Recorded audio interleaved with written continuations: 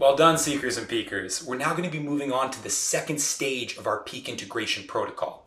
We've taken that dream potential future visualization and we've captured it down on paper. And now we're going to be breaking it down into the actionable goals that are actually going to take you to that dream potential future. So grab your notebook. Let's start writing.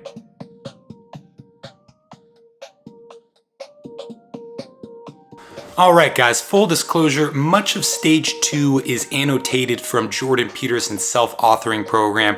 I found this program so valuable that I wanted to take the best components and bring it into this integration protocol. So with no further ado, I'm just going to read to you some of the key highlights of that self-authoring program.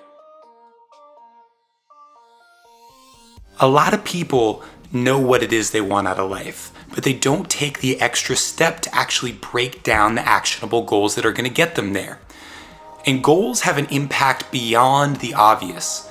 Our specific goals are connected to larger, more important life goals, and these higher order goals reflect our most important ideals.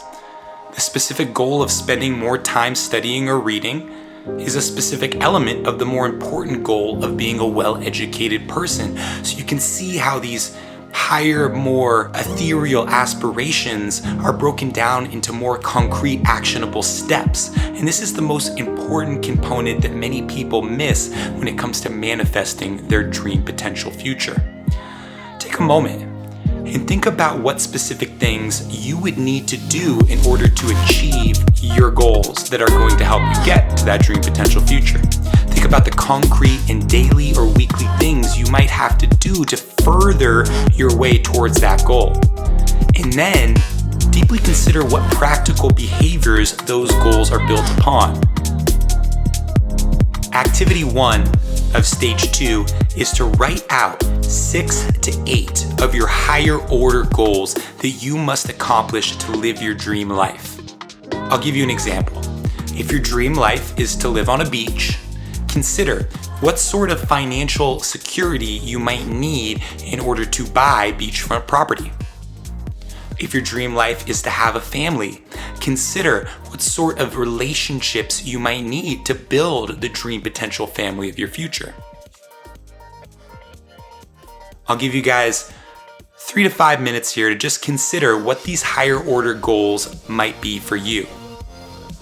We're gonna keep our list of higher order goals between 6 and 8. Gotta have at least 6 of them. Don't want you to go over 8 of them. Go ahead and write those down and we'll check back soon.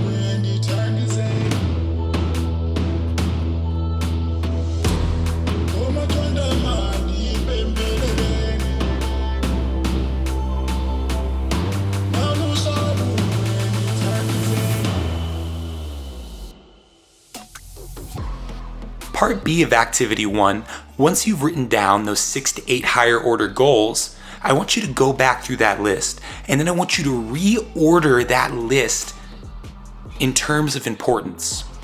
So take of all those goals, the one that is most crucial to you living your dream potential future, and put that at the top with a big 1 next to it. And then order through the rest of those goals to see how they prioritize in terms of importance.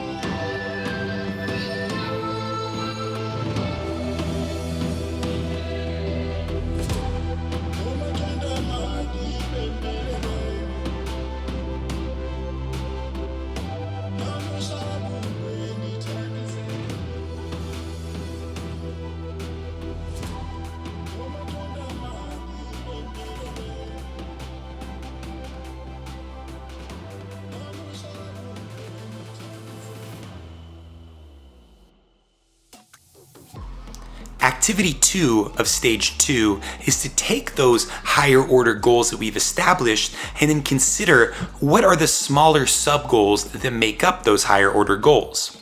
Smaller sub-goals are behaviors that are more concrete than the abstract goals. Sub-goals are easier to achieve, but still incredibly fundamental to reaching those greater aspirations.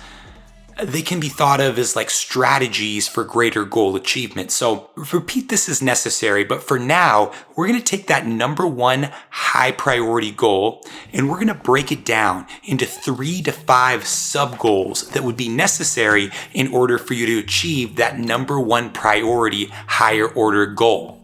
For example, should you be spending more energy focusing on school or work?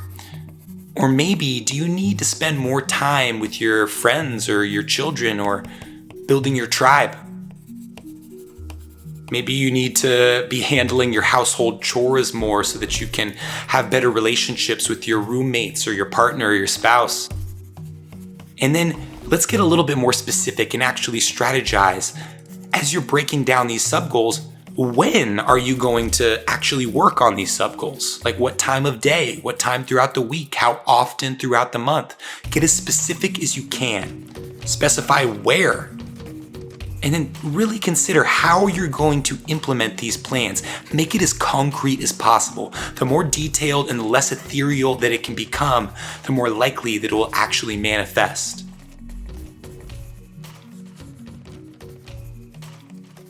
Some other things to consider here as you're writing out your sub-goals is just evaluating your motives. Like, what are the reasons that you want your higher order goals? And how do those reasons affect the smaller steps that are going to get you there? Consider the impact of these goals. How will achieving these goals affect the people you care about, affect yourself, and affect the world at large? And then one of the most important things to consider is how are you going to monitor your progress moving forward towards this desired goal? So instead of just having this vague conception of this is where I want to get and this is what I need to do, how are you going to track your progress along the way to ensure that you're actually going in the right direction?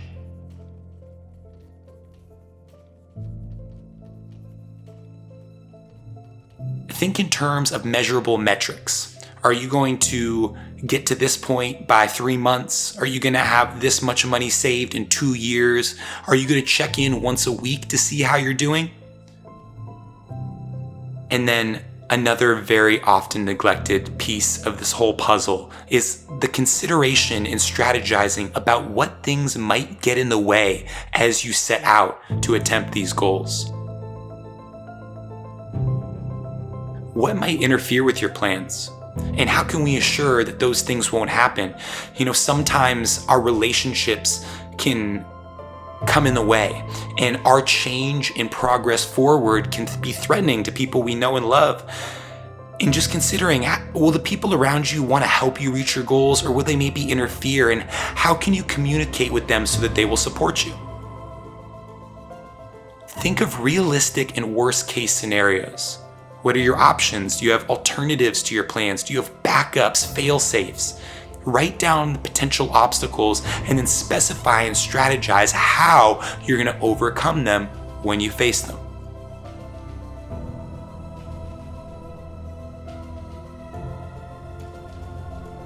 What sort of benchmarks along the way are you going to use to evaluate your performance? Like, when do you want to achieve this specific goal? Even if you have to revise the deadline later, it's still better to set one. And what sort of things are you going to use as metrics and evidence that you are progressing towards that goal? How often are you going to monitor and check in? And how will things in your life have to change measurably for you to feel satisfied in your progress? How can you ensure you're neither pushing too hard or being too easy on yourself?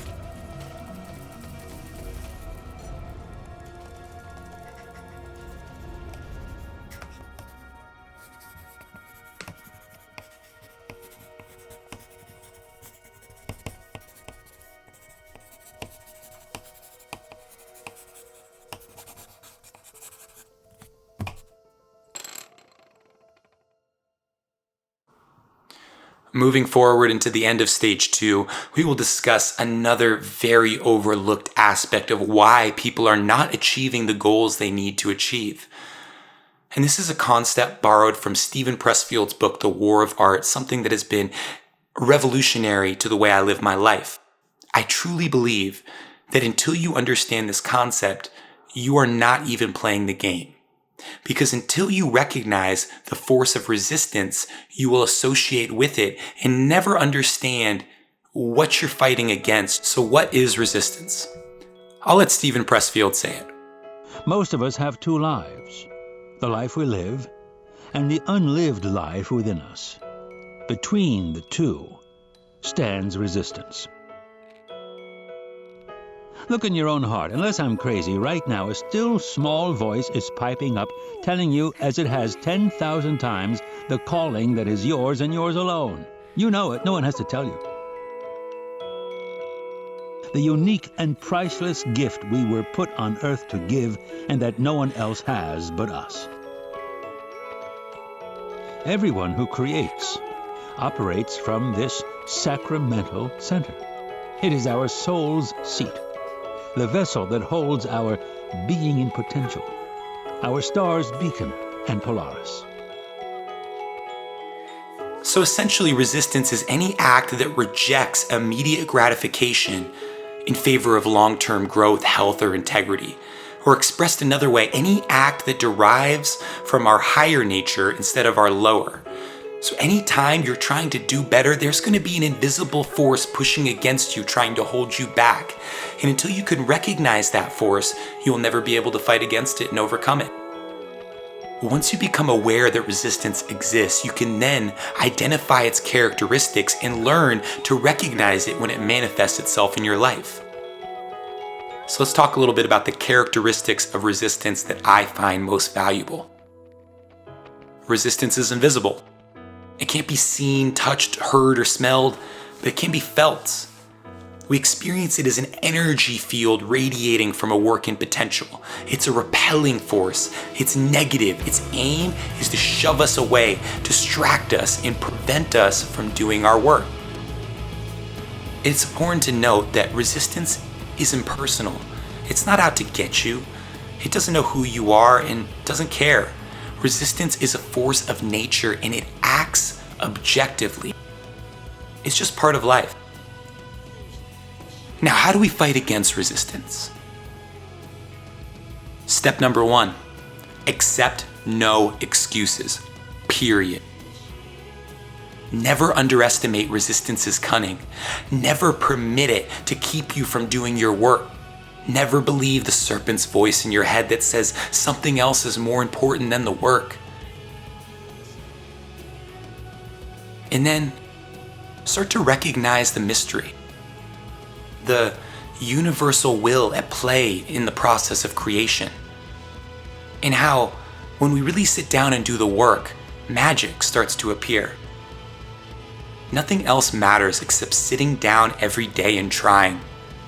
And why is this so important?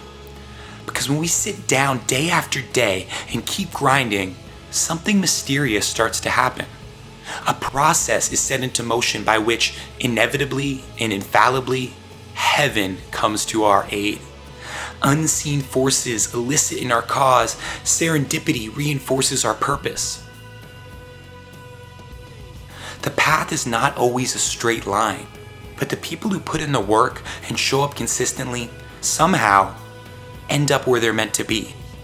And you can too. It's just a matter of showing up.